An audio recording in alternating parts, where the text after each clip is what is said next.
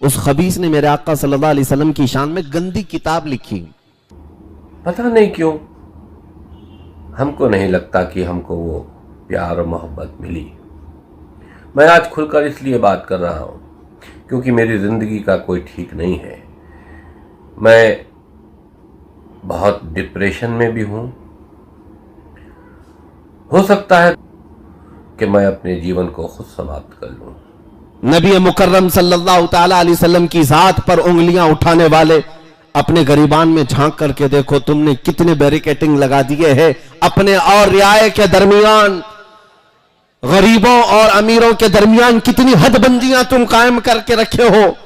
وہ مصطفیٰ کریم صلی اللہ تعالی علیہ وسلم جانتے ہو ایک انگریز اپنی کتاب میں لکھتا ہے. میں آج ان کی باتیں نقل کر کے چلا جاتا ہوں اس لیے کہ دلی کی سرزمین پر بھوکنے والے بہت سارے آتے ہیں, انہیں پتہ نہیں حضور کی ذات حضور کی شان کو پڑھا نہیں ہے. میں جس کا قیصر خالد صاحب ذکر کر رہے تھے اس تک اگر بات پہنچتی ہے تو یہ بات بتاتا ہوں. تم نے شاید ایک فضلہ کھایا ہے.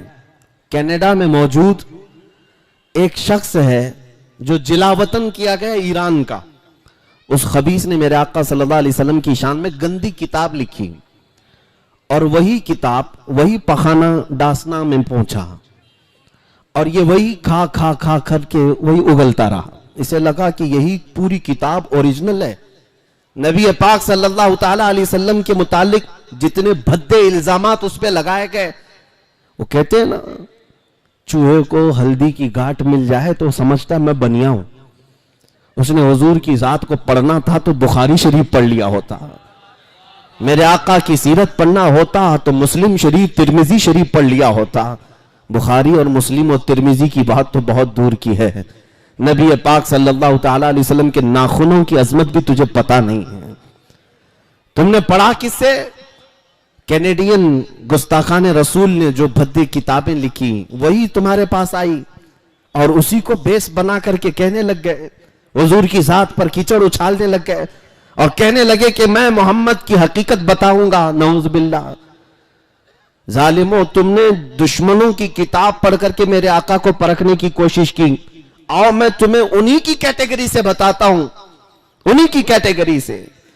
انگریزوں کا ہی ایک اور مفکر ہے, بہت بڑا مورخ بھی ہے, تاریخ لکھنے والا. اس نے پوری دنیا کے بہت زیادہ مؤثر شخصیات ان لوگوں کی تاریخ جمع کی ہے اپنی کتاب میں. 100 لوگوں کی جن کا انفلوئنس عوام پر سب سے زیادہ ہے پوری دنیا میں. ایسے 100 لوگوں کی تاریخ جمع کی اور فرسٹ نمبر پر میرے آقا کا نام اس نے لکھا. کیوں؟ ہمارے گھر کی نہیں کتاب میں بتا رہا ہوں, ان کے گھر کی کتاب. 100 موسٹ یعنی انفلوئنس رکھنے والے لوگوں میں سے میرے آقا کا نام سب سے پہلے. اسی سے پوچھو کہ کیوں تم نے میرے آقا کا نام سب سے پہلے رکھا ہے. وہ کہتا ہے کہ محمد صلی اللہ تعالی علیہ وسلم سے میں اتنا انسپائر ہو گیا, ایک حدیث میں نے پڑھا. حدیثیں پڑھو اے نوجوانوں اور دوسروں تک پہنچاؤ. میرے آقا صلی اللہ علیہ وسلم کے اخلاق کے تم سفیر ہو, تم ترجمان ہو, لوگوں تک میرے آقا کی عظمت بھی بتاؤ. وہ کہتا ہے انگریز میں نے ایک حدیث پڑھی. پوچھا گیا کیا حدیث پڑھی آپ نے؟ کہتا ہے ان کی فکر کیسی تھی. ایک بار وہ بچوں کے درمیان بیٹھے ہوئے تھے, بچے کھیل رہے تھے, چھوٹے چھوٹے بچے کھیل رہے تھے. میرے آقا صلی اللہ تعالی علیہ وسلم بچوں سے بہت پیار کرتے تھے, بچوں کے لیے تحفے لاتے. تجارت سے آنے کے وقت بچے لٹک جاتے تھے حضور پاک صلی اللہ علیہ وسلم کے جبے کو پکڑ کر. صحابہ حضور پاک صلی اللہ علیہ وسلم ان بچوں کے ساتھ بیٹھے ہوئے ہیں, کھیلتے ہوئے بچوں میں اچانک ایک بچے کا باپ آیا اور اس نے اپنے بیٹے کو پکارا, بیٹا ادھر آ جا, تیری ماں تجھے یاد کر رہی ہے. نبی مکرم صلی اللہ علیہ وسلم کھڑے ہوئے اس آنے والے شخص کو کیا کہا کہ اس مجمع میں اپنے بیٹے کو بیٹا کہہ کر مت بلا. اس نے کہا کیوں, میرا بیٹا ہے, میں بیٹا نہ کہوں تو کس کو کہوں؟ میرے آقا نے فرمایا ضرور تیرا بیٹا ہے, گھر میں بیٹا کہہ کر بلا. اس مجمع میں کئی یتیم بچے کھیل رہے ہیں جن کے باپ نہیں ہے, اگر تو اپنے بیٹے کو بیٹا کہہ کر بلائے گا ان یتیموں کو اپنے باپ کا احساس نہ ہو جائے اور مجھے ان کی تکلیف کا زیادہ احساس ہوتا ہے. یتیموں کا ماوا، یتیموں کا ملجا میرا آقا محمد صلی اللہ علیہ وسلم. یہ کون لکھا ہے؟ یہ ہمارے گھر کی کتاب نہیں ہے، انگریزوں کا ایک بہت بڑا مورخ ہے، دانشور ہے، اس کی لکھی ہوئی کتاب. انٹرنیٹ پر سرچ کرو اے نوجوانوں، اور ان پاکھنڈیوں کو بتاؤ کہ یہ اسی جماعت سے آئے ہیں جن کے فضلے تم کھا کھا کر کے یہاں ہندوستان میں گند پھیلا رہے ہو. یہ انہی کی جماعت کے انگریز لوگ ہیں جنہوں نے میرے آقا کی ذات پر ریسرچ کیا، تحقیق کر کے دنیا کو بتایا ان کے جیسا عظیم کوئی انسان نہیں ہے. میرے آقا صلی اللہ تعالیٰ علیہ وسلم کے متعلق ایک اور بات میں بتا دوں. حضور اکرم صلی اللہ تعالیٰ علیہ وسلم کے اخلاق کریمانہ پر آج مجھے حیرت ہوتی ہے نوجوانوں پر. اے میرے عزیز بچوں، نوجوانوں، تم اخلاق و کردار کو سیکھنے کے لیے آج کئی کورسز کر رہے ہو. پرسنالٹی ڈیولپمنٹ کورسز چلائے جاتے ہیں بڑے بڑے شہروں میں.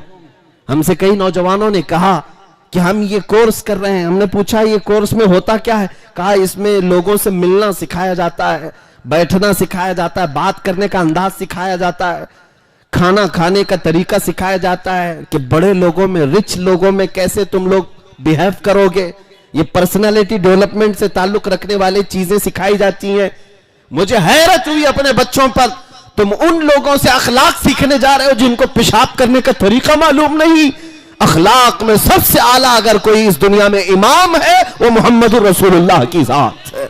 نبی پاک صلی اللہ علیہ وسلم نے خود ارشاد فرمایا بعثت لأتمم مکارم الاخلاق، میں بھیجا ہی گیا ہوں اس لیے کہ سب سے اعلیٰ اخلاق تمہارے سامنے پیش کروں، سب سے اعلیٰ اخلاق تمہارے سامنے پیش کروں.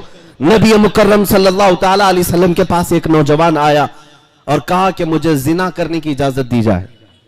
توجہ، مجھے کسی عورت سے بدکاری کرنے کی اجازت دی جائے. میرے آقا نے ڈانٹ پھٹکار کر مار کر بھگایا نہیں. کس لاجک سے اسے سمجھایا، کس لاجک کے ساتھ. اور یہ آج بہت ضروری ہے سمجھانا کہ لوگ اب تو یہ بھی کرنے لگ گئے. زانی کا چہرہ دیکھا جاتا ہے اب، ہاں، میڈیا والوں میں بھی، قانون والوں میں بھی، کہ زنا کرنے والے کا پہلے چہرہ دیکھو کس مذہب سے تعلق رکھتا ہے، اسی حساب سے پھر نیوز بنائی جائے گی. ہاں، یہ دجالی میڈیا کو صرف یہی سرخیاں چاہیے کہ دیکھیں پہلے چہرہ کس کا ہے. تم یہ نہیں سمجھتے کہ ریپسٹ ہوتا ہے چاہے وہ کسی بھی دھرم سے ہو. اس نے گند پھیلائی ہے، وہ ناسور ہے، معاشرے کے لیے ناسور ہے، وہ چاہے کسی بھی قوم سے ہو. اگر میرے دین کا ہے، میرے آقا نے تو بہت سخت سزا سنائی. ہم یہ نہیں دیکھتے ریپ کرنے والا کون ہے،